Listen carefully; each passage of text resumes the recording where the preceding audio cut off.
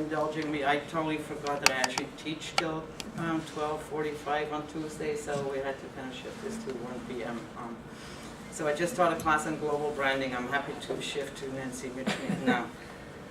The paper starts with a quotation, Kunst gibt nicht das Sichtbare wieder, sondern macht sichtbar, von Paul Klee. It actually means something like art does not represent the visible, but makes visible. The battles over abstract versus figurative art that dominated art critical debates throughout the 20th century may have, Pache Clement Greenberg, substantially abated in the early decades of the 21st century. The question of representation in visual art nonetheless appears to have found its continuation in the privileging of perception, in its presumed immediacy and inevitability, and more importantly, of the reassuring operations of the conceptually organizational force of an interpretational frame based in the optical vision of light. While obviously not particular to any form of visual art, I suggest this question arises with a certain urgency with reference to painting. In this paper, I wish therefore to shift the focus from perception to sensation, from figuration not towards abstraction, but toward the figure, in order to explore the event or irruption, the violence, the chaos of sensation in painting. I will do so by examining the work of Nancy Mitchnick, and I'm very happy that she is actually here to hear me talk about her work. One of only a few women associated with the celebrated group of cast corridor artists in Detroit in the late 1960s and 1970s. Mitchnick, while already marked by gender as merely one of what cultural critic Vince Carducci calls the central figures, also featuring, oops, I showed some images here. Oops. Should have done that before. See some images. It's not mirrored, so I couldn't see what was coming up next. I'm sorry about that.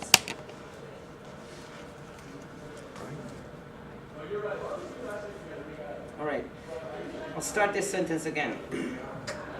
Mitchnick, while already marked by gender as merely one of what cultural critic Vince Carducci calls the central figures, also figuring Ellen Phelan and Nancy Mitchnick of the first generation of so-called expressionist artists in Detroit, whereas the group's acknowledged masters are identified as Gordon Newton, Michael Lux, and Robert Seastock, often has and continues to be projected as someone who, in the words of Detroit Free Press writer Mark Stryker, has always gone her own way.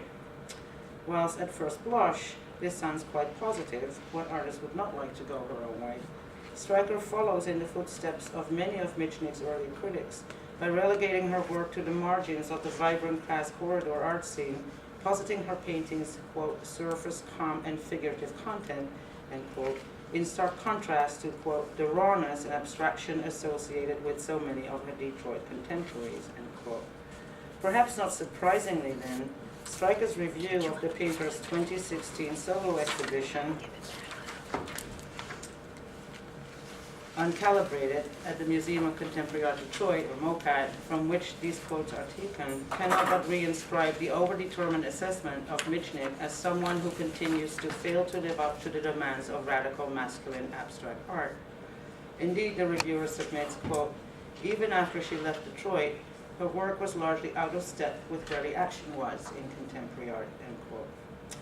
My overall claim in this paper is that Mitchnick's ostensibly figurative paintings, rather than as Stryker and his ilk would have it, representing a, quote, traditional mode of expression far removed from the haut courant mediums, that MOCAD typically showcases, end quote, constitute an art of radical non-narrative, canvases on a heroic scale in which the powerful materialities of lines, colors, and brushstrokes operate in excess of tangible and symbolic form.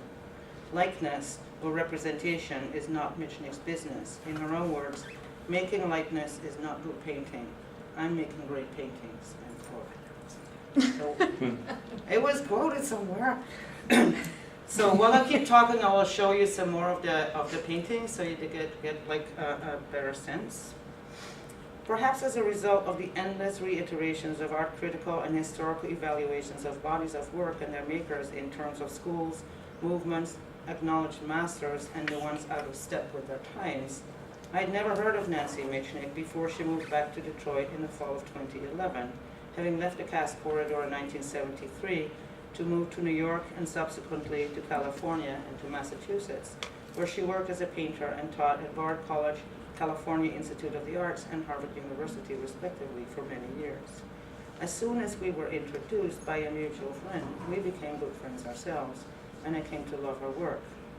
But when Mitchnick asked me to write an essay for the catalog accompanying her MoCAD show, I was anxious.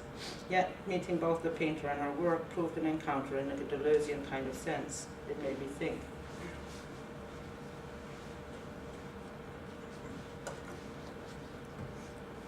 I'd never written about painting. I've thought and written about film, music, photography, art jewelry, drawings, and about literature, of course.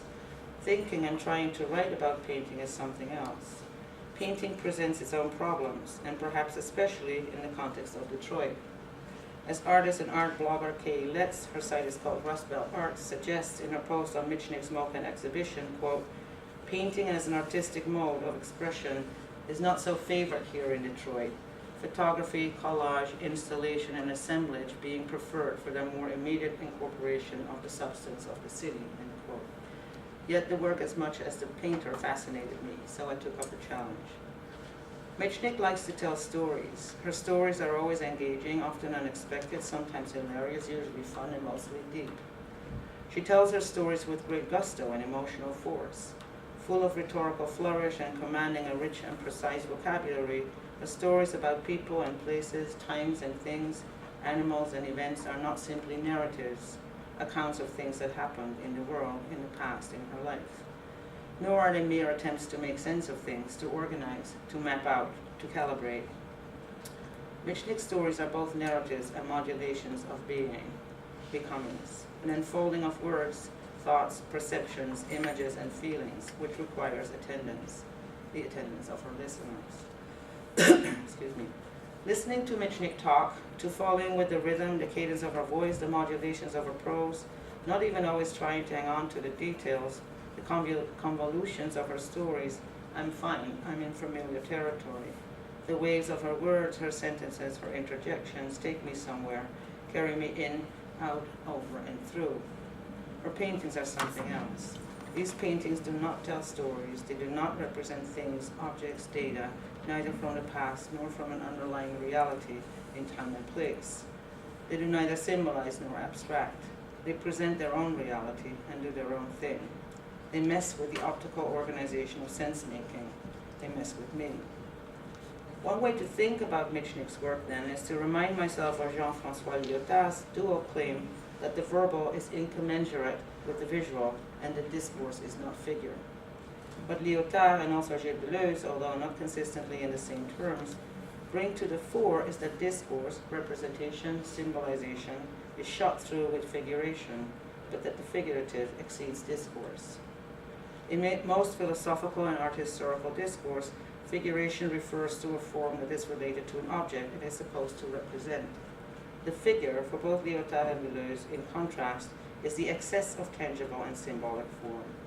In a short book on the Irish painter Francis Bacon, who is also often classified as a figurative painter, Deleuze's concept of the figure in painting appears closely related to what he elsewhere calls a line of flight. Quote, the form that is connected to a sensation and that conveys the violence of this sensation directly to the nervous system. In other words, the figure, in whatever shape it takes, a house, a face, a table, a body, a flower, or a wall, functions as, quote, the material support or framework that sustains a precise sensation. This complex and powerful art of the non-narrative, the non-representational, the figural, is perhaps most palpable, most in your face in the series that dominated Mitchnick's exhibition Uncalibrated, the so-called Detroit paintings.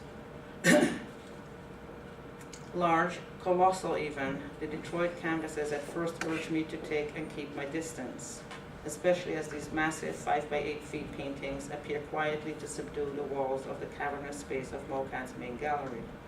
From this distance, the canvases present urban houses, garages, buildings. But this does not say much, if anything, about the function of these paintings qua paintings. Even from this distance, I am faced not with representations requiring interpretation, with a narrative, with the cliche of illustration, every picture tells a story, or with documentation. Instead, blocks of color, lines, shapes, brushstrokes, layers of paint configure into shifting zones of intensity that hit me not so much in the eye, but in the gut. The paintings draw me into their world of forms and colors, an energetic field that exerts its power over me, that touches my nervous system, sensation rather than perception. It is difficult to separate sensation from perception, since organizing the world conceptually is our default position, an integral part of the post-Enlightenment Western universe. And Mitchnick's paintings allow for a partial respite from the violence, the chaos, or what Cézanne called the catastrophe of sensation. There are lines, there are contours, there are shapes that make sense in representational terms. But the closer one gets to the surface, and therewith paradoxically the depth of these canvases, the more powerful the enveloping force. If only because of their scale, the paintings are literally larger than life. It takes several steps to pass along them. Makes itself felt, the less reassuringly optical their effects. The lines may create contours, but they do not delimit or frame. They are precise interventions on a ground of intense colors, full of energy, tension. Jointly, the lines and the blocks of color, the brushstrokes, the materiality of the paint co-create a dynamic system of operation that neither dissolves into pure abstraction nor succumbs to the cliche of the illustration. What matters is not the relationship of form and matter, but that of materials and forces, the violence of sensation instead of the violence of the spectacle. Torn Orange, painting from 2009, for instance, places a building in a context. There is a sky, there are signs attached to the side of the building, a bit placed backwards, a patch of street, a sidewalk, further buildings looming somewhat shadowily in the background. But the depth of the optical field is cut through, transversed by abstract blocks of color, which saturate the front of the building, that configures the canvas. Various tones of bright orange and yellow, cut across by greens in stripes and whites, reds, pinks, in patches, occasionally in splotches. Yet the more I get sucked in by the dazzling colors on the building's facade, the more the vibrant blue of the sky filling the upper half of the enormous canvas begins pressing on me. While the colors on the wall sizzle, almost blind me, the blue becomes its own force, not pressing down, but pressing forward, pressing out, seizing me into its shimmering, a solid block of energy, raising the building from its ground and forcing me to open up to its rhythm. The acute tension between the solid blue and the mosaic of brilliant glowing colors at the almost center of the painting oppresses, yet compels me to engage, to enter the entire painting and be seized by its internal tight rhythm, to risk its force in my embodied animated being. Paul Klee's famous formula with which I opened the paper, art does not reproduce the visible, rather it makes visible, entails that art is not a matter of inventing forms, but of capturing forces.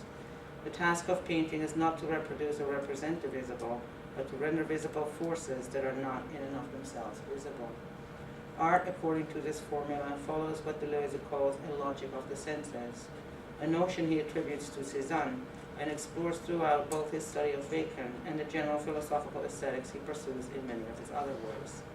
Cézanne sought the event or irruption of sensation.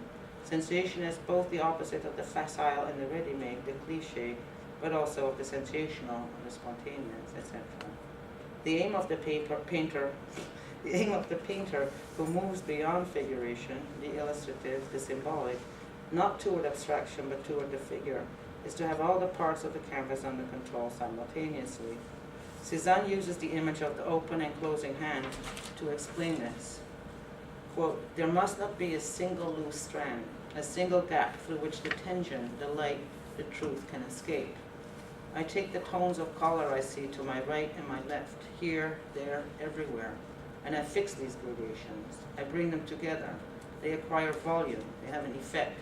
My canvas closes its fingers. It doesn't waver.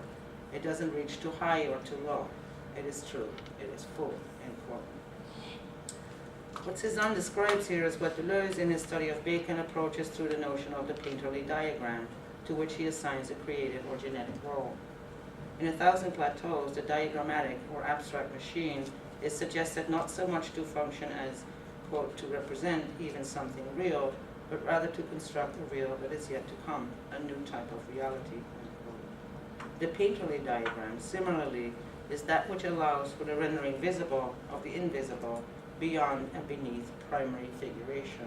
That is to say, for the creation of the pictorial fact as a haptic reality by functioning as, quote, the operative set of asignifying and non-representative lines and zones, line strokes and color patches, end quote, that destroy all visual coordinates.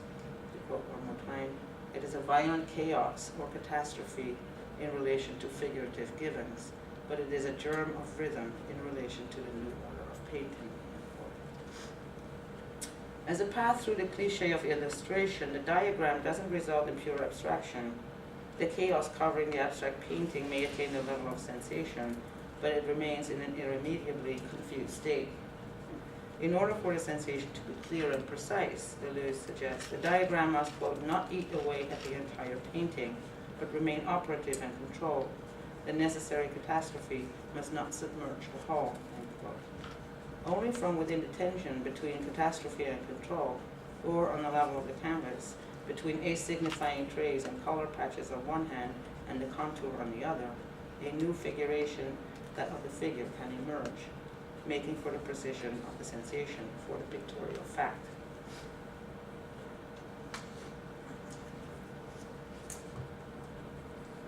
The logic of sensation reaches its culmination in color, that is to say, the haptic vision of color as distinct from the optical vision of light. Sensation is given, it is a force that constitutes its condition. Such force may appear bright and vibrant and explosive as much as it can express itself in a quiet, almost subdued palette.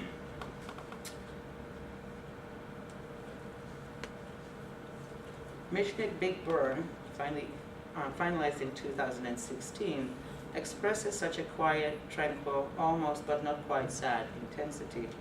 The house of what is left, or what is left of it, doesn't fill the entire painting. There is space, controlled space on all sides, even if the right-hand side of this immense canvas allows the dilapidating figure of a burnt-out, partially translucent building to roll off into elsewhere. Depth is achieved through the two brighter colored shapes of roofs that do not seem attached to a yonder lying building. The light casts a shadow in the form of oblique lines in darker tones that cut across the facade and on through the foreground, connecting both.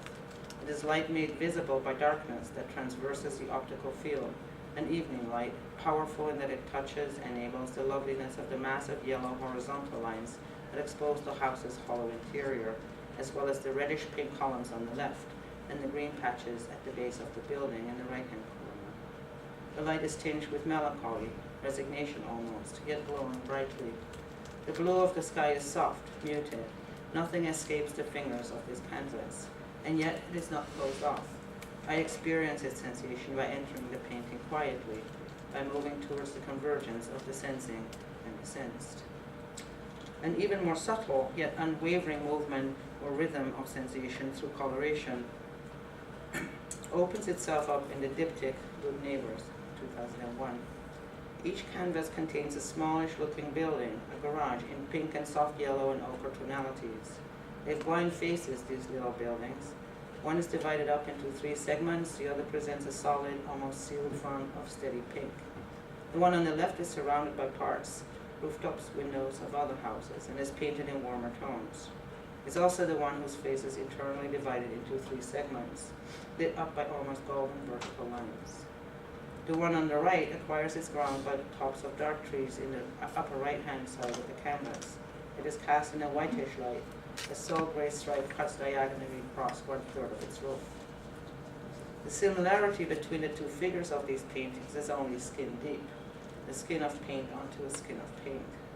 The sensation passing through each canvas achieves different levels, depending on the forces they each render visible, just as happens in Mitchnick's standalone Detroit paintings. Here, however, the movement of these forces, the vibration of the shapes and colors, the lines and contours, enter into a complex relation of difference through resonance. The garages do not share the same ground. They occupy separate canvases. Their surroundings do not match.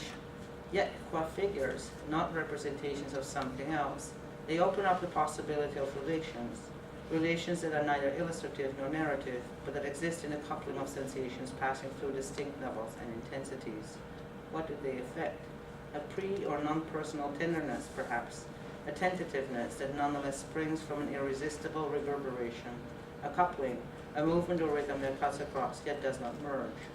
I feel almost like a voyeur when looking at this diptych, but by carefully attending to, almost listening to the rhythms that at once separate and connect them, sensing the resonance between the two figures, I'm taken up in a melody of colors and lines, of forms and contours, a line of flight that is as sonorous as it is vibrantly visible. The diptych as a whole takes me up in a synesthetic movement. Nancy Mitchnick is a great storyteller, exploring and exploiting the relationship between content and form in words, in discourse, true, which is also a creator of precise and powerful sensations, a magnificent colorist who explores and exploits the relationship between materialities and forces in paint on canvas.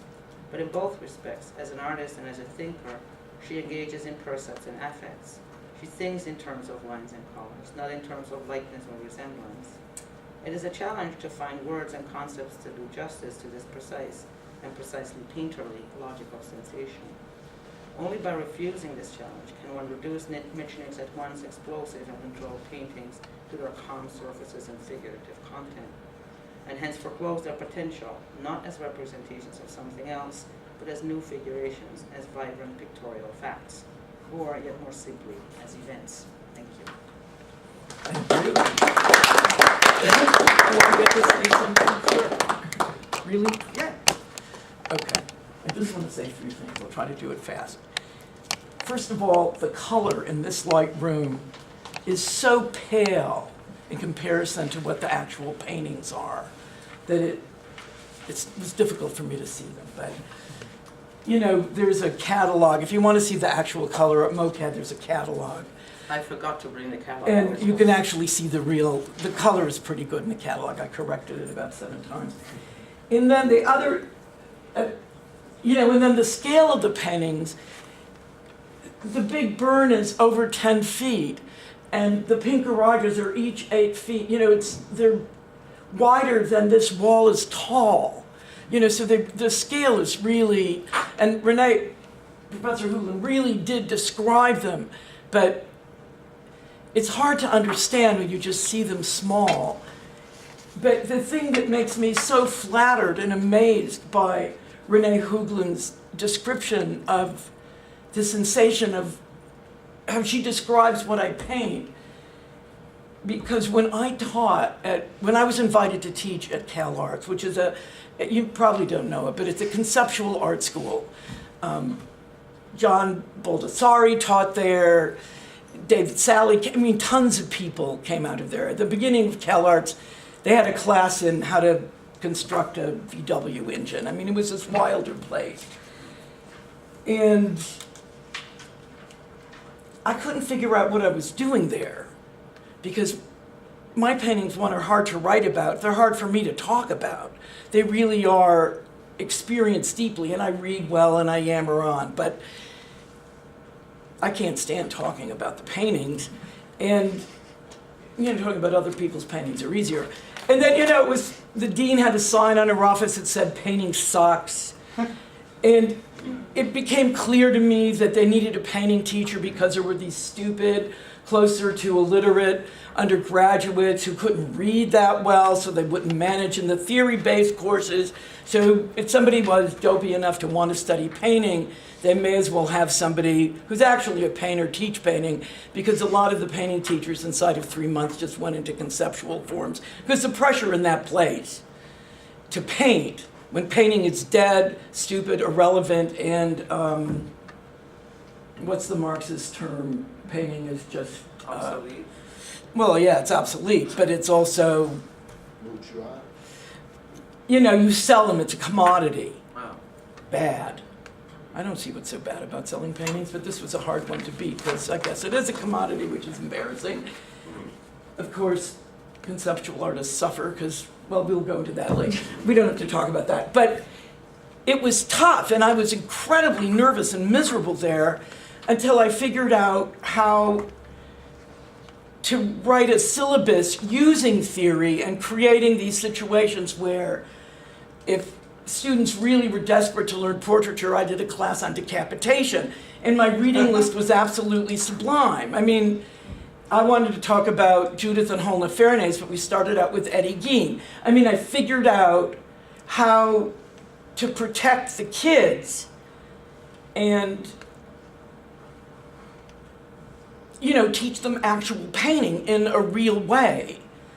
And what amazes me about what Renee says is she takes what I can't figure out how to say and actually talks about it. It killed me. When we met, I was sure she'd hate my paintings. And then she writes a book against representation. I'm looking at something when I'm painting. They are representative of something. I mean, and relatively close to accurate in a way, but that is not what, you know, and I spent a long time figuring out what to paint. It has to fit. It was years. I must have spent 4 years before I could figure out how I wanted to deal with Detroit and make these buildings, because I have such a strong, intense relationship to scale and to geometry. And I call myself a grid girl. So I'm dying to just send this to Cal Arts after all these years. Of course, I had a place at the table and ultimately was respected and had an awful lot of fun there and hated leaving. But it throws me and fills me with joy that someone on earth can figure out how to say the word Deleuze and Mitchnick in the same paragraph. Thank you, Renee. I've got to spread this essay around.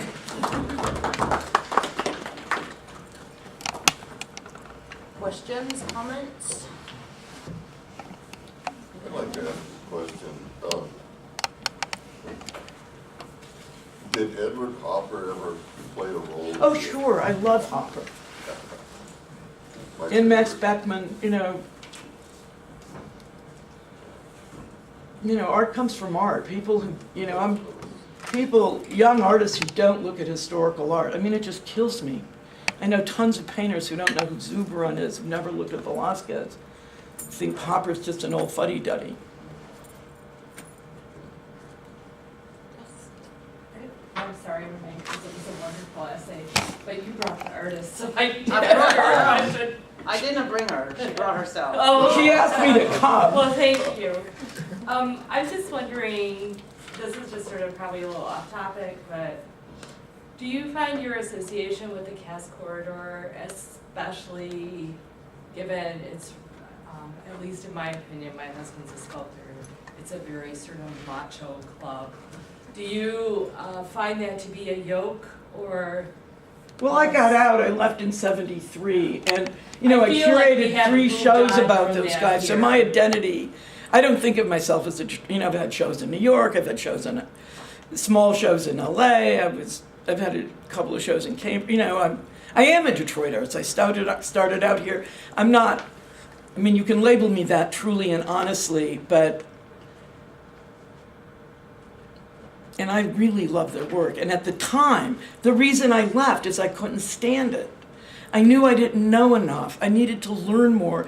And those guys, a few of them are extremely, incredibly good artists. I'd say Michael is great. I don't think of myself as a great artist. I think of myself as a very, very good, substantial artist. But I'm not my own. I've really struggled. My identity is solid at this point, But those but I'll tell you one thing. I really love those guys. They won't hang out with me. They don't invite me to stuff. They hang out with each other and drink. I smoke dope. I drink a little. Not as much as they do. But, we see each other, but they don't call me up. I call them up. I'm still left out. It's I do really, notice that's that. why I had this in about the macho culture, but also the kind of perpetuation of that narrative about this kind of, it's guys doing expressionism. And like Vince Carducci's piece about the show, I was so annoyed. repeat it again, repeat this over and over and over again. And yeah, it has become like the image of the whole cast corridor kind of like art scene. And I was articulate in the panel discussion, but Vince Carducci still thought it was just funny. Todd? But, I can't resist another question. Are any of the works and things that we saw done, or were they done with a reference to Detroit, quote unquote reference to Detroit, while you were away, while you were somewhere else? well, that is a truly great question, because I was in, I was teaching at Harvard. I was teaching painting in the Corbusier building. It was great because they gave me over $10,000 for students to have supplies. I could do anything. I could get them to do anything I could cook up. It was fabulous. And I was in Ipswich, and I was stunned by this beautiful essay on Ipswich, by a picture in the newspaper of Ipswich lace, and I started making work about Ipswich lace. Then I read, I am old and forgetting everything, the book about the hermaphroditic kid, the sex, the city. Middlesex. And I knew every street corner, I knew every restaurant, I knew Lafayette, and I thought, what am I doing painting Ipswich lace? My grandmother, my Polish grandmother, crocheted really ugly doilies. And I've always been a little insecure about being smart, but after 15 years of teaching at Harvard, I figured I had to be smart enough. I was on all these committees. I mean, how dumb could I be? So I came back to Detroit. All those buildings are Detroit buildings. I photographed them, I sketched them. I couldn't stand outside and paint from life in the winter, on those, and I went into all kinds of dicey neighborhoods. And I came in 2004 to just figure out what I could do. I thought, my ideas were so, I was wanting to paint about my family and the neighborhood I grew up in and my family's memories. It took a long time to find the buildings in the right scale. I really care about scale. And I'd be in neighborhoods with my German Shepherd, who was very gentle, and people would think I was a cop or a tax collector. And finally, I finally started wearing berets and stupid clothes so I could identify as an artist, because everybody thinks artists look like that. I was thinking of Philip Levine, who left. Oh, I know Detroit, Philip Levine's poetry. but was always coming back and drawing from and creating wherever he was. Well, I wanted to be a New York artist. All artists want to be famous. Nobody wakes up in the morning and says, we only know famous art. When you're 19, whose art do you know? And at this point, I'm grateful I can stay painting. Sometimes just barely. I mean, it's not a safe occupation. A few people have bought those paintings for real money, but, I have a lot of them still in my studio.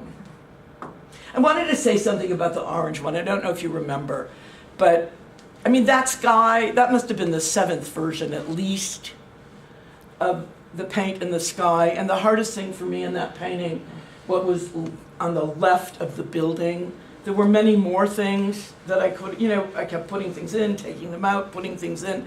And there's something about inevitable color that I guess I'm going to give a workshop about somewhere. And looking at the painting, I'm sitting here thinking, would I change anything now? Would I change anything now? And I'm proud to tell you I wouldn't change a thing. But that's when you know you're done, and sometimes it takes a while. I have a question for Renee. I'm very lucky. But I am curious about inevitable color.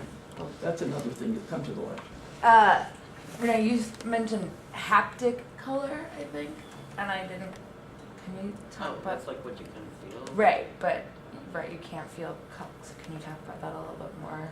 Well, what I tried to do in that paragraph is really to say, it's not just one sentence, right, that kind of is responding to what you see. It's always synesthetic. So Yeah.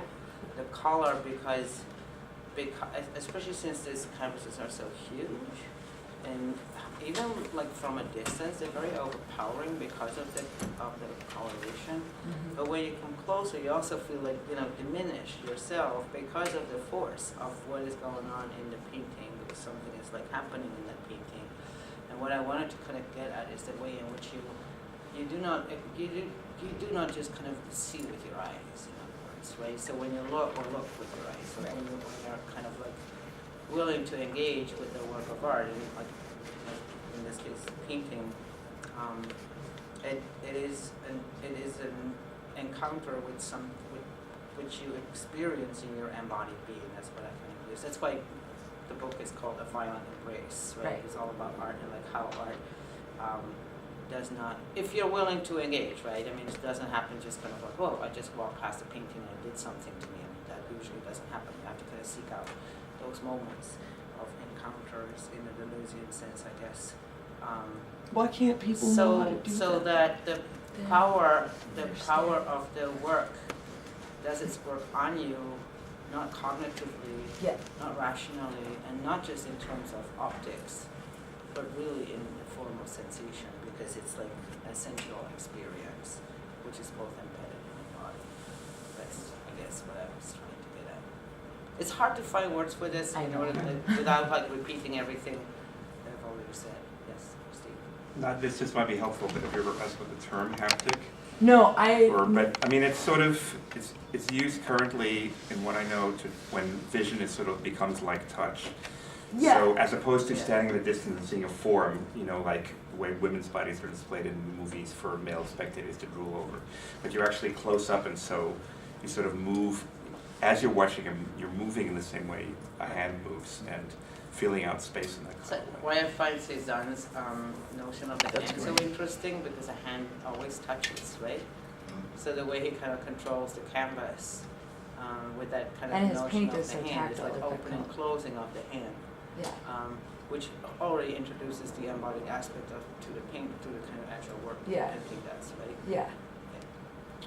But I get, yes. You know, Todd? If I'm not saying too many things and asking too many questions, I was, as you were using the word engage, I was thinking, one of the things, the many things I loved about your talk was that while there was the theoretical framing and there was analysis and so on, there was an engagement in your own talk. And you gave what I thought was your experience, Right. which was a creative Yeah. kind of act in itself. And that sort of defined the engagement. Right, sort of right. thing. Yeah, like really it's like an act of co-creation. I mean, all these terms are kind of ugly, but I think I kind of like express a little bit. As I said, like without you entering into that force field, nothing will happen, right? So there's an activity on the part of the participant in that. I mean, I think I'm using Bakhtinian terms right now. I mean, that's like what Bakhtin says, like that. Yeah, Act of not bad. reading is an act of co-creation. Yeah. And that the writer only kind of like constitutes him or herself in the text, and that my encounter hence is with the writer, but not the writer elsewhere, but like, you know, the way the writer manifests, or is like like sensually kind of manifestly present. And if you kind of walk away from it, you kind of like, really, it's very easy to not engage. I mean, most of us don't engage at all anymore, and it becomes increasingly hard to engage because there's like, we're immersed in all kinds of sensual experience all day, right? Like looking all at our different screens and whatnot. So it become, that's why I think still, like, even though, you know, when you think about museums, I took both of my groups, undergraduate students, to the DIA this semester, and some of them had been to the DIA before, some of them had never been to a museum at all. And I do find it important to take them there and just spend time without phones, without anything else, just kind of being in the presence of a painting. And then it doesn't really matter so much what it is. We had to learn perspective, so we started in the Middle Ages and then went on. But then I'm fascinated by that kind of being present and being kind of in a dialogue almost with painting, which is very hard to explain if you don't actually do it, right? So I hope, I mean, I always feel like a little bit, I mean, I started doing this in A Violent Embrace a little bit, kind of talk more about my own experiences, that's not the way I was trained, right? Because we put everything like impersonal kind of forms as scholars. And it made me a little bit nervous, and I thought, oh my God, this is like affected, and people will think, oh my God. But I actually kind of really enjoy it, and I don't think I could have written this paper without taking the risk of myself, in that sense, in that moment. And then trying to find the words. But thank you. Steve. This is not really a question. It's just like two anecdotes which I could Yes, please tell reminded me of from some the anecdotes. discussion. The first one, and both from your paper and from what Nancy was saying, the first one was about, the macho atmosphere of this group of painters, which reminds me of a passage in Andy Warhol's book Popism, where he talks about sort of the macho style among the abstract expressionists in the 50s when he was first trying to make his way as an artist, and he says, can you imagine me asking Roy Lichtenstein to step outside because I didn't like something he said about one of my soup cans? How corny. And he adds that whenever he went in such milieus, he acted as swishy as possible, Right. sort of looking back as much as possible. The other anecdote was when you were talking about, when you're both, again, about that they're not abstract paintings, they're based on physical locations, but they're not really representations of the physical locations. Reminded me of an anecdote about Francis Bacon, whose book on whom you were quoting, which is somebody was once sitting for Bacon to do his portrait and include his portrait in a painting, and he was sitting there and Bacon was painting. He'd look at him, he'd be painting, then he had a postcard where he looked at that, he'd start painting. And so the guy whose portrait was being painted became incredibly curious. What is the other thing that Bacon is looking at and then transferring to the canvas? And it turned out to be a postcard with a photo of a rhinoceros. Oh, that's So- good. I mean, it's amazing to learn something about your own work from a scholar. Do you know how weird it is that we're actually friends? Is it Bactillian? I don't speak in Bactillian sentences. I've read a lot of, I've read some of the stuff, but it's not, I find some scholarship rather annoying. I mean, it's like that Renee leaves that very precise, I guess you can't even call it a genre, structure of quoting back and forth to other theorists and scholars, and actually allows, that's so brave. And what I was just thinking of, I'll cop to loving Hopper, but I just remembered the business about scale that you mentioned and feeling, I love the big abstract expressionists too, and I wanted to be an abstract painter, and for 20 years I was ashamed that I couldn't. I tried, and every time I tried they just looked completely stupid. And I didn't understand for a very long time that the business of painting large really does do that abstraction of your body being inside the painting. Because if the painting's bigger than you, how can it not be? It's not just something on the wall to help you imagine how pretty a landscape might be when you're stuck in a jail or something. And that's very important to me. But it's very, very, making paintings that are 111 by 77 inches is not financially, it's not a great idea, and they cost thousands and thousands of dollars to make if you use good paint. And I'm happiest making big paintings. I'm my most visual self making big paintings. I'm the most, and I can make small ones as long as I'm making large ones. But if I just start working on small paintings, because people ask me all the time, we'd buy one if it was this big. How about maybe that big? But I can work on small ones as long as there's a big one around, because my whole identity I feel like a hack if I'm making too many small paintings. Is the exhibition still up? Oh no, it was down to 16, but the catalog's pretty The good. catalog is pretty good. I wanted to bring it, but then I was running out the door and I'm teaching 2 classes as well today, so I was like, I just Oh, forgot to bring Renee, that but last thank you. month, but- There's a question over here. Oh, I just wanted to say, Renee, too, that I really appreciated what you wrote, writing from this sort of like visceral response to art as opposed to not telling me how I should experience Right. the work.